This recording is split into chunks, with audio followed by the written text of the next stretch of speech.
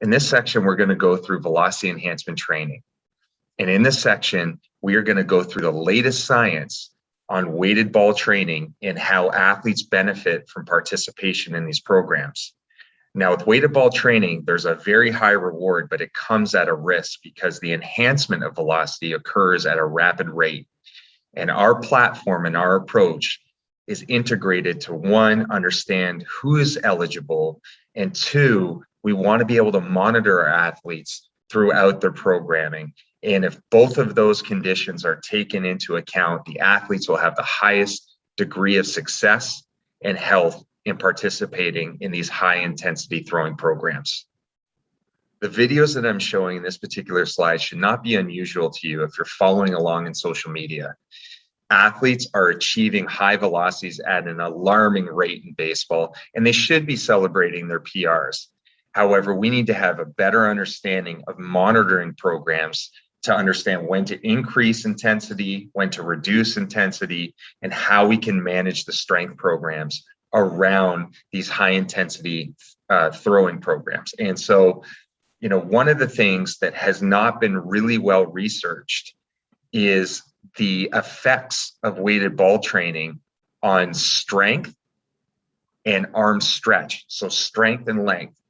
And it's something that we all have to be cognizant of as coaches, as athletes, to know that if I'm getting an expansion in range of motion, which usually happens, there's an increase in layback of the throwing arm. You're basically being able to pull the catapult back, that it has to come with a strength improvement, because if we're adding length and it's not coming with strength in our weighted ball programs, we're getting most of our speed from elastic resources, and we're lacking contractile resistance to tension.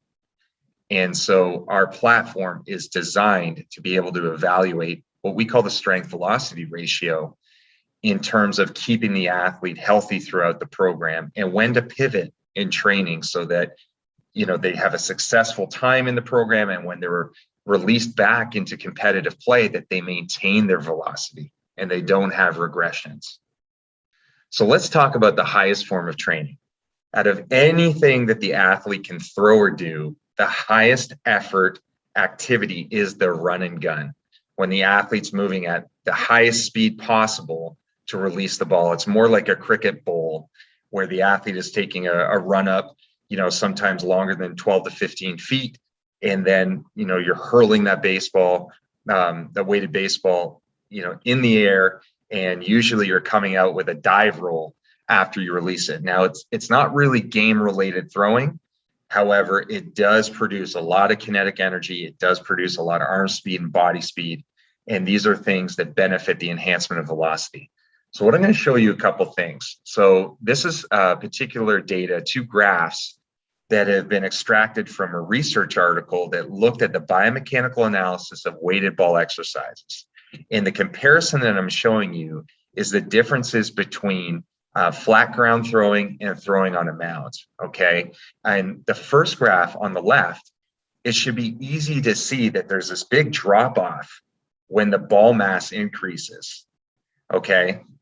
So the lighter implements, they have higher acceleration of your forearm. And so, the elbow is a joint at the proximal end of your forearm, and the forces are higher. If we think of force as mass times acceleration, we have higher accelerations of our arm mass, which is not changing.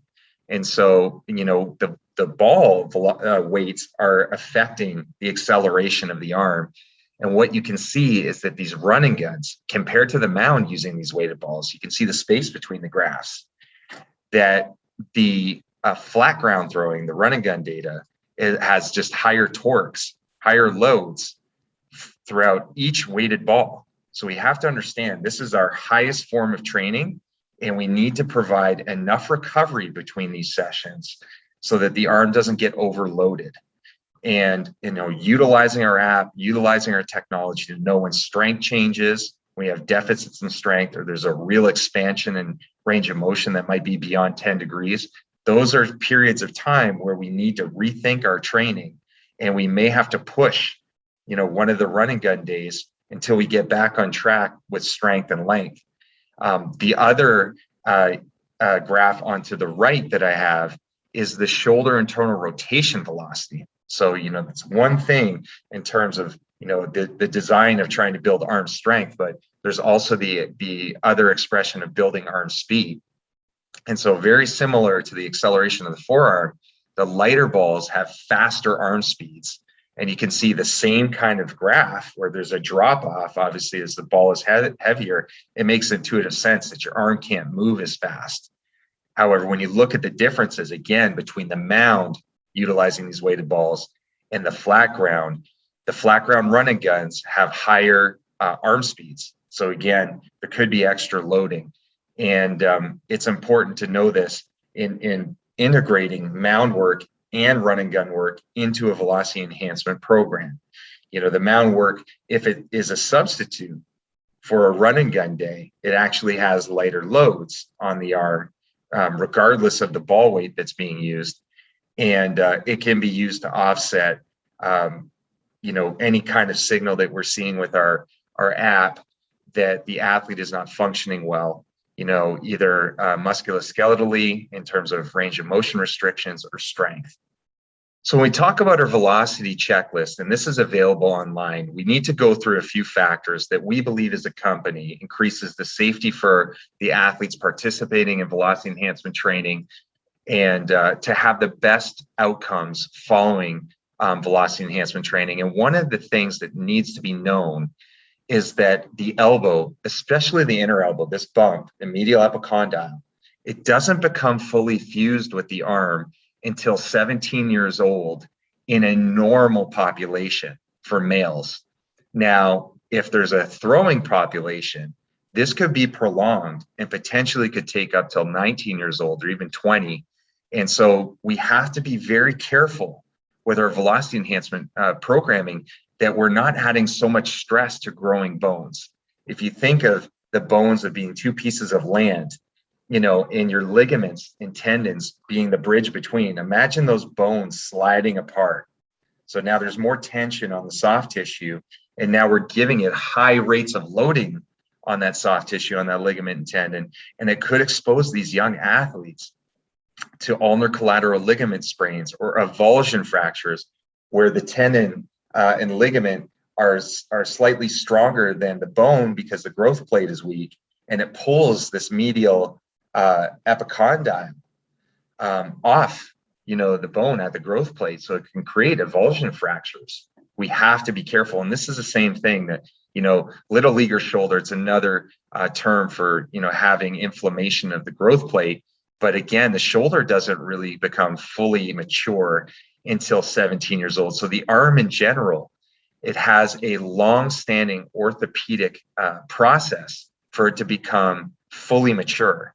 And we need to keep that in mind when we design our programs. And so we recommend athletes to be orthopedically mature. And we consider that to be 17 years old before entering a velocity enhancement program. So this should be an obvious one in the checklist, is that if the athlete is experiencing pain, the pain needs to be resolved before any type of entrance into the program. If you're throwing through pain, there's likely some micro damage or something that's more extensive that with high intensity throwing, if it hasn't been remediated, and obviously you need to be checking strength and other measures to ensure that the athlete is in a good place. The athlete needs to be in an optimal level, pain-free, to enter these programs, or else you're probably going to see a more severe injury result from their participation. The velocity enhancement program should occur in the off season in about the 7th week. We want to ensure that our pitchers have 2 bullpen days that they've been throwing at maximum capacity before entering the program. We also want to ensure that the program can be 9 weeks long. That allows the buildup of these high intensity weighted ball throwing days to be much slower, and we can plan better rest cycles between them and improve our monitoring. We also have to ensure that we make time for mound work, because the high intensity weighted ball throwing, especially in running guns, doesn't put a premium on command, and that has to be a part of the off-season program. We also would like our athletes to enter velocity enhancement programming to have at least an active recovery period from 2 to 4 weeks, and that allows any type of inflammation to be lessened prior to entering the off-season throwing program. In our velocity enhancement checklist, training age is an important feature to consider. We want to ensure that our athletes have had at least 1 year of strength training so that they can handle the physical rigors of a weighted ball program. A weighted ball program is intense because there's a lot of high-speed movement. There's a lot of strength requirements from all regions of the body, especially when you're using weighted balls. There's a greater emphasis that you need to put forth in the kinetic chain from how you create force from the ground all the way through to the throwing arm. So having a trained body enter these programs gives you a higher degree of success. And, there's a lot of myths around training youth athletes that they need to be at a certain age or you'll stunt their growth. But if you look at European cultures, you can see that there are a lot of young athletes that are entering weightlifting programs at a very young age. And the weightlifting itself develops strong bones, tendons, and ligaments, and also encourages greater hormone increases so that athletes can develop muscle mass at a younger age. And we really recommend this, prior to entering a weighted ball, high intensity program. In addition to having at least 1 year of training age, we have identified some important performance parameters that will allow the athlete to have more success. We need to ensure that the athlete is ready athletically for the high intensity weighted ball training. One of the things we recommend is that the athlete should be able to jump higher than 28 inches on their vertical jump. As a benchmark, a minimum vertical jump goal would be to take the athlete's age and multiply it by 1.5. And we have some benchmarks up until the ages of 22. And so ideally at the age of 22, we'd like to have them have a 32-inch vertical jump at 16, somewhere between 27 to 28. And, by the time they hit 17, that 28 inches would be most beneficial. And the athlete, again, is in an orthopedic maturity state that they can be eligible for the program. When it comes to horizontal force production, we want to evaluate the broad jump. Horizontal force is just as important to leg power as the vertical force that we've seen in the vertical jump. As a recommended goal, we want to see the athletes that enter this program jump at least 8 feet. As a broad jump goal in general, you want to look at the athlete's age and multiply it by 1/2. That will give you a determining factor in feet of where they need to be able to get to in their horizontal jumping capacity. The athlete should also have reflexive qualities in the horizontal plane. And so one of the easiest ways to measure horizontal reflexive power is the triple jump. And at a minimum, the athletes entering a velocity enhancement training program should be able to triple jump 25 feet. In terms of a high level of performance, we would be looking at the age of the athlete plus 10, which would give them a high level of performance in feet for the triple jump. In looking at the frontal plane, so the plane in which the body is facing you, when we look at lateral jumps in the frontal plane, we want to see that our athletes on both sides of the body can jump greater than 6 feet. As a goal, you would take the age of your athlete and multiply it by 0.4 to ensure that they have the minimum standards for their age.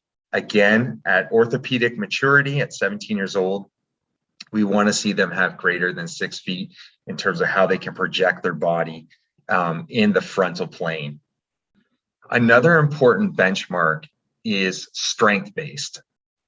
2 important strength-based benchmarks include the ability to do 5 reps of lunging with 50% of the athlete's body weight and 5 repetitions with dumbbells, the combined weight at 80% body weight. So each dumbbell should be at least 40% of the athlete's body weight before entering the program. To have this requisite strength, it can give the athlete the advantage that they can handle greater stresses from these high intensity throwing bouts, and that the muscles that are global, not just the rotator cuff, the forearm flexors, but we're talking large muscles of the glutes, the quads, the hamstrings, the pressing muscles of the tricep, the anterior shoulder, and as well as the chest, are good and ready for velocity enhancement. Athletes who enter velocity enhancement training, they need to have strong cores. It's not unusual, and I've seen it in my experience in professional baseball, to have athletes come down with an oblique injury during a weighted ball session, or even after they've finished a weighted ball training program and gone into competition. One of the ways that you can look at core function is through endurance tests, looking at a front plank. Can the athlete at least maintain a front plank for 3 minutes? Athletes are going to be plenty strong in their core. If you're doing rotational training with a med ball, it's developing a high degree of force and power. However, endurance is the big issue. Are the athletes endured enough for this type of training? I also suggest a lateral plank if the athlete can tolerate it, and make sure that they don't have any shoulder irritation, because in that you can see how endured the obliques are, which is the sensitive region in throwing that athletes normally get injured around their core. Another important measure for upper body strength, especially in pitchers, is being able to do a pull-up. I cannot tell you how many pitchers I have been coaching and have experienced in my career who have had a hard time doing one single pull-up. But we recommend the athlete develops enough strength that they can do 5 continuous pull-ups with a 1-second hang at the bottom to determine that they have enough lat strength, they have enough upper body strength and pull strength to engage in the weighted ball high intensity throwing program. Sprinting for pitchers as an entry-level athletic quality may not be so intuitive, but we need to have our pitchers sprinting at least 2 months prior to programming. And the reason being is that when they're performing the run and gun activities, there's this high knee extension rate of force and rate of torque that's being developed, because they have to brace all the kinetic energy that's going into that run and gun. It's much different than a mound where there's not the same amount of body speed. So if the athlete's lower body is not prepared through sprinting, you could be exposing the athlete to lower body injury risks. And you don't want to have a lower body injury risk because it sets back the athlete and they then have to be re-educated into throwing once the lower body heals. Working with a qualified coach is important in terms of having success in your weighted ball throwing program. You need someone that can properly monitor, instruct the program. Our director of pitching performance, Jordan Oseguera, is phenomenal. He's had a high degree of success. I'm just putting out some players that have been in weighted ball training programs under his advisement, and they've had a lot of success and have sustained velocity into their careers. And that's a real mark of a good weighted ball velocity program, is the ability to sustain velocity after the training period.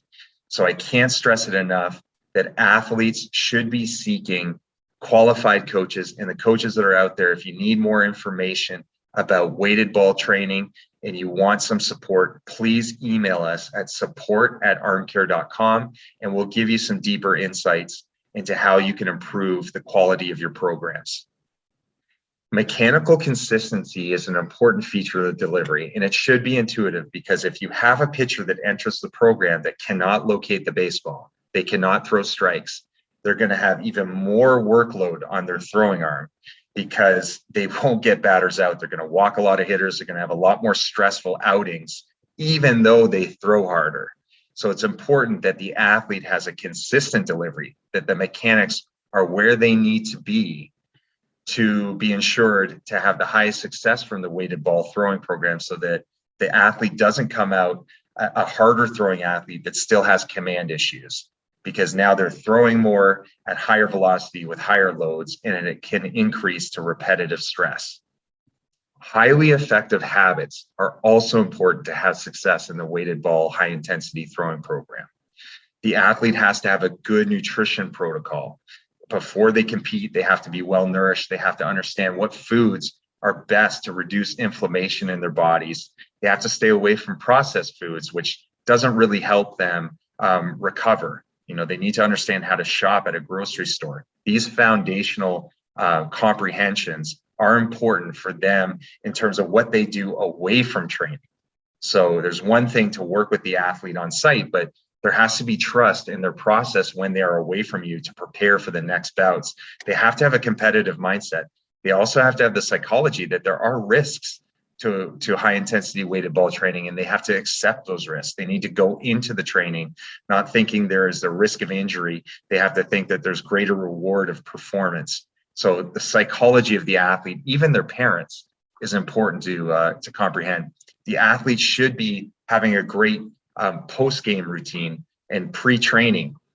Being hydrated. Are they utilizing collagen that's approved, that has been shown to be safe by the NSF, which is a company that does auditing to make sure that the products are safe? But are they using collagen? Are they having enough foods with nitric oxide in them and to increase vasodilation, such as beets? There's a lot that needs to go into the post-throwing routine to set them up for recovery. The goal is, what are the habits that we can put forth with our athletes, and we can ensure that they recover at a more effective level? Is the strength programming integrated properly into the programs? Are they consistent with training outside of the weighted ball enhancement training programs? We have to ensure that we don't lose global muscle strength. We don't get away from our strength and conditioning programs that are going to help facilitate greater benefits as well through the program. Are they ingesting enough protein, the athletes, post-training? Are they developing lean mass through the program? Are they using modalities? Are they icing their arm, which could be counterproductive to the inflammatory cycle and healing? Are they using modalities that reduce fluid in the area, such as a Mark Pro or any other type of neuromuscular electro stimulation devices that get fluid out of joints that may be inflamed? We talked about the pre-competition, pre-training meals. Do they have good post habits afterwards? Are they waiting too long to get in nutrition for recovery? Are they using antioxidants in their diet in the off season? Are they getting enough sleep? These are all important qualities that the athlete has to have effective habits, in addition to all the criteria that we set forth in the eligibility checklist. So now we get to the evidence-based aspects in utilizing our app and qualifying athletes for velocity enhancement programming. We also can utilize this information in terms of screening the athletes during their velocity enhancement training. So the first thing is we look at the strength velocity ratio, and we want to have that ratio to be greater than 1.6. So that means that the total strength of the throwing arm is 60% greater than the maximum velocity output. So a 1.6 metric is where we want our athletes to be. When it starts to dive down like this, we need to consider, do we have to boost up max strength? Because we don't want velocity to keep increasing and strength to go down. That's not the balance that we want. So we want to ensure that strength is at least at 60% higher than the max velocity achieved. And in other words, as an example, if you throw 100 miles an hour, we want to see that in your throwing arm, you have 160 pounds of force across all the muscle groups that are tested. So that's important. When we look at strength again, total strength, it should be greater than 70% of body weight. So when we add 20% for internal rotation, 20% for external rotation strength, 15% for scaption, 15% for grip strength as a percentage of body weight, when we add those all together, we want to have a value at 70% or higher. And if the athlete doesn't have this, continuing with the throwing program that's using high intensity weighted ball training, it may not be promoting strength, and we need to increase strength. Again, if we have an increase in length, range of motion, we don't have increases in strength, that's not a good thing. We don't have a great strength to velocity ratio, that's not a good thing. We have to improve those values.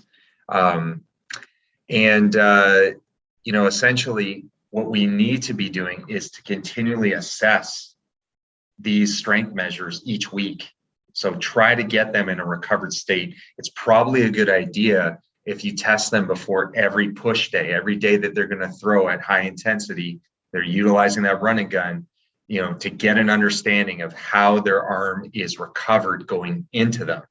So I think a good idea is to have 72 hours of recovery. Obviously, there's training involved, and there might be light throwing in between your high intensity weighted ball training sessions, but we should be assessing strength before those sessions to know, is the athlete in a good place? Is the strength recovered? It's got to make intuitive sense. If we put the athlete in a high velocity weighted ball throwing program, if they aren't recovering well, if strength's going down, they're getting weaker, and we're getting them to throw at maximum capacity, that doesn't make sense to me. So I think for us as a community, we need to involve this application with armcare.com platform and really evaluate our athletes before we give them the highest form of training, the highest loading that they can have on their shoulder and elbow.